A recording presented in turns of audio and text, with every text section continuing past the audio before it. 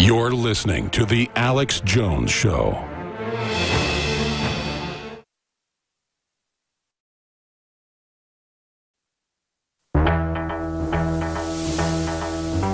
We are on the march. The empire is on the run. Alex Jones and the GCN Radio Network.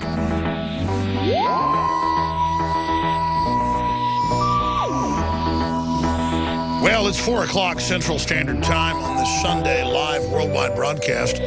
Already the 16th day. The 16th day, ladies and gentlemen, of November 2014. I know stations re-air the live show also at different times. Thank you so much for joining us. I am your host, Alex Jones. We'll be here for the next 2 hours, as we are every single Sunday, 4 to 6 p.m. Central Time.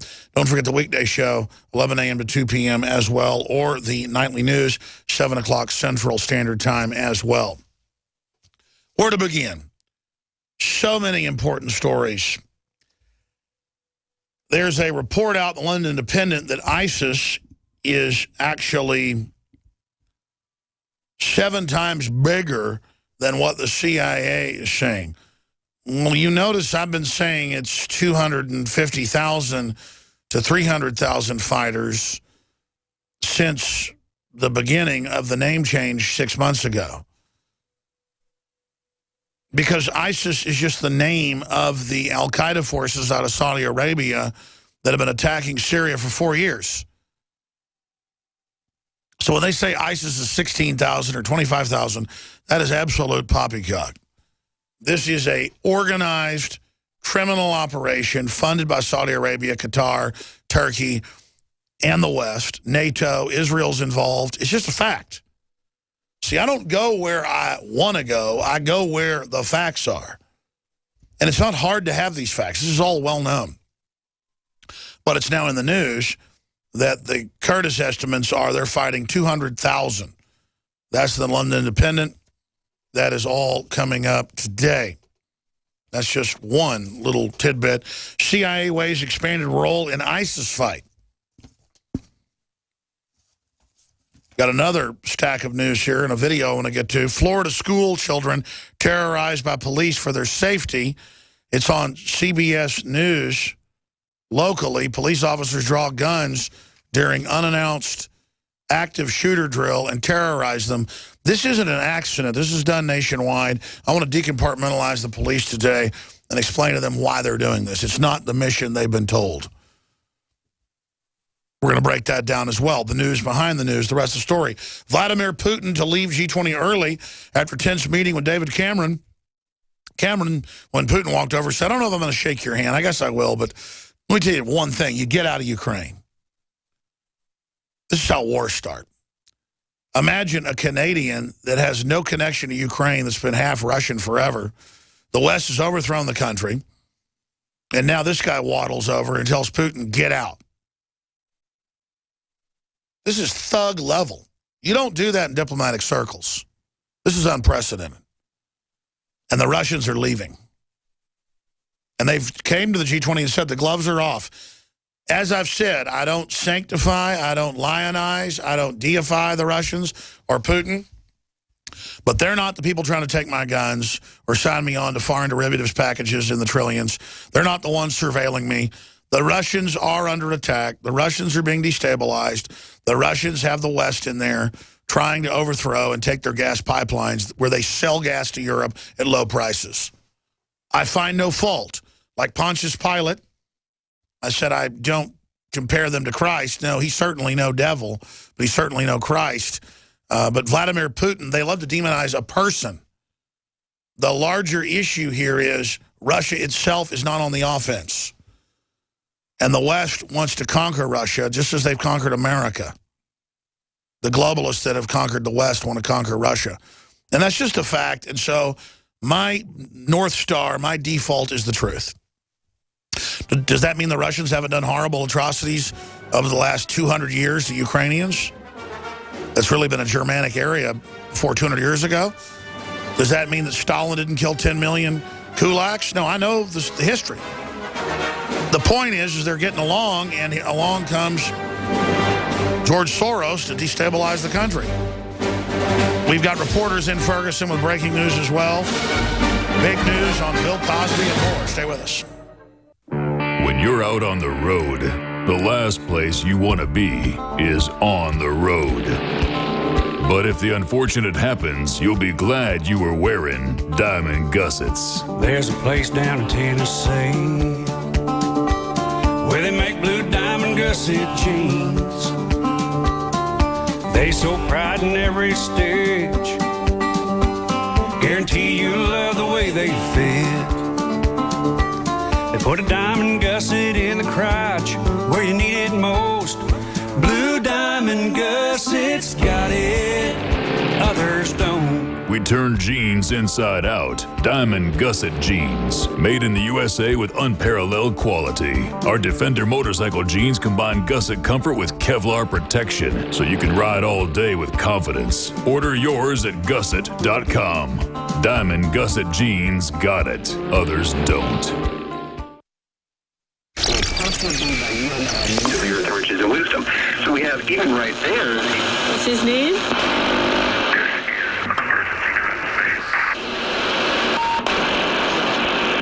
This is an emergency transmission from FEMA Region 6 in occupied North America.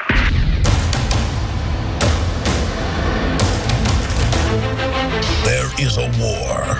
It's happening now. It will decide the fate of humanity. The time to choose sides has come. We are the resistance. We are the InfoWar. Ladies and gentlemen, we are live on this November 16th, 2014, Sunday worldwide broadcast. We'll be here for the next 2 hours. I am your host, Alex Jones. I want to open the phones up at the bottom of the hour on a host of news issues. And then at the bottom of the next hour, roughly an hour and 25 minutes from now, we will have Joe Biggs and Jakari Jackson, who are the folks that got the footage of the media being attacked, and they got shot with rubber bullets back during the last Ferguson blow-up. Well, they're saying that the grand jury tonight or tomorrow will decide whether the bill or no bill with an indictment of this police officer. And police departments across the country in major metro areas like Chicago, D.C., New York, Los Angeles are bracing for riots, racial attacks, you name it. Who knows what will happen if this takes place, because a lot of race-baiting black leaders have been out in the news saying that all hell's going to break loose if this officer isn't indicted. Listen, all I try to do is send reporters to the scene, gather the facts, and report the truth. Overall, most of the demonstrators have acted responsibly. There have been some groups mixed in with the demonstrators that have looted repeatedly and shot at police and thrown Molotov cocktails. And there has been a bad element that's piggybacked on this.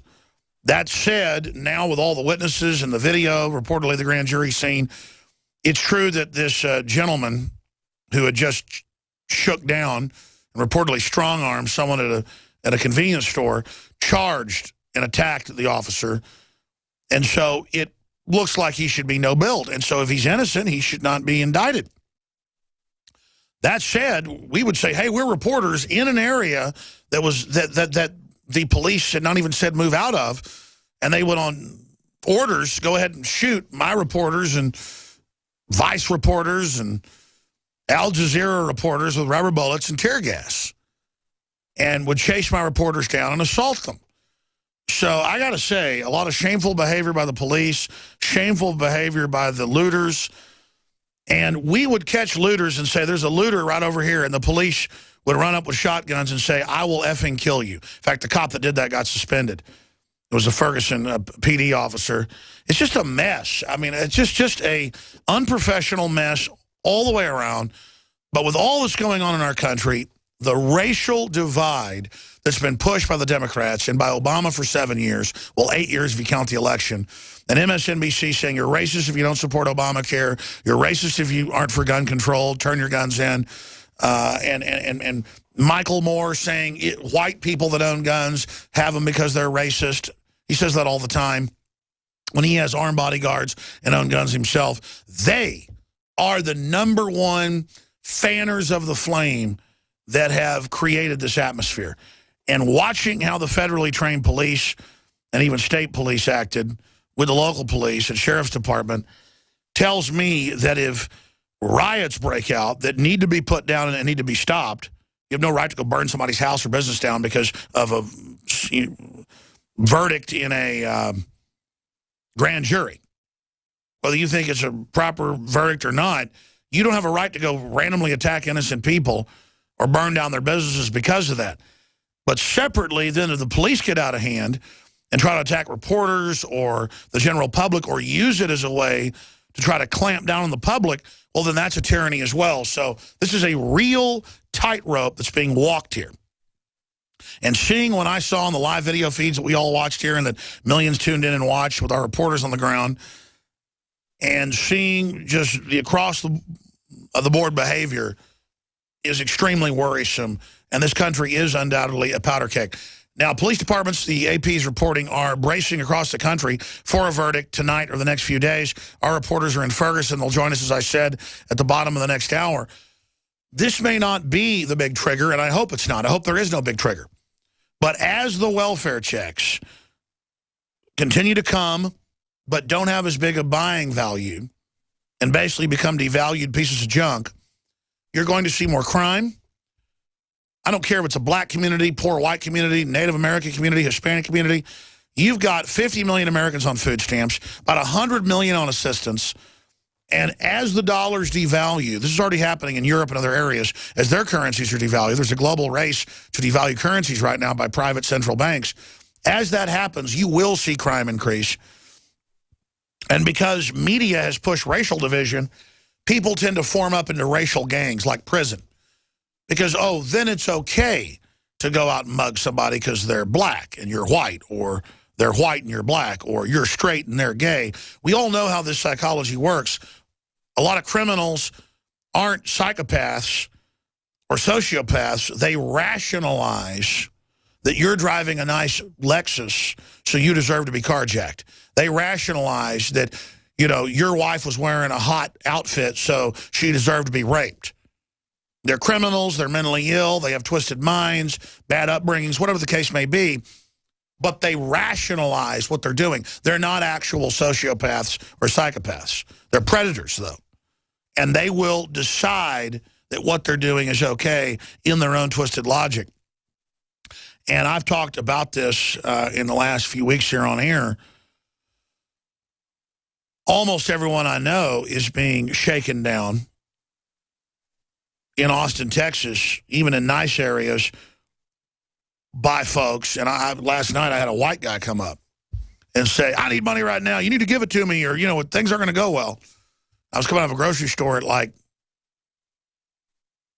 7 at night. This stuff's going on now. And I just ignored him, gave him a real serious look, got in the car. But the funny thing about it was, in the past, I wouldn't carry all the time.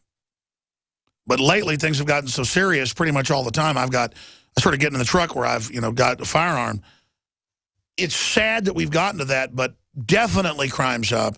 Definitely there's some issues going on. And a lot of it's racial. This was a white guy last night who did the same thing. He didn't say, give me money or I'll hurt you. He bugged his eyes out and said, you need to give me money. I'm not going to ask twice. I said, what's that mean? And he turned and walked away because I didn't basically start urinating on myself. But most people who've been domesticated and trained, I guess, would give the guy money. I had that happen a few weeks ago with a black guy came up, big black guy came up and did that and got real aggressive and bowed up and said, give me money right now. And I just basically, I didn't freeze up. I just got ready to fight, and he turned and walked off to find somebody who was an easier target. I just started getting ready. I've gotten the point. I just can't put up with it anymore. I just started getting ready. And it happened to Anthony Gucciardi, who's a writer here. It happened to one of our computer people who's done consulting for us in the past. Max Cabrera was on the news, getting beat up, broke his nose, 5 black guys, sexually assaulted his girlfriend on 6th Street for no reason. The police have the videos. They said no reason, just attacked him. So my point is, this country's a powder keg, and thug life has been promoted, not just in the inner city black communities, but across the board. It's a gang mentality has been promoted in young people. And that gang mentality has gotten into the military. It's gotten into police. It's a big problem. I mean, the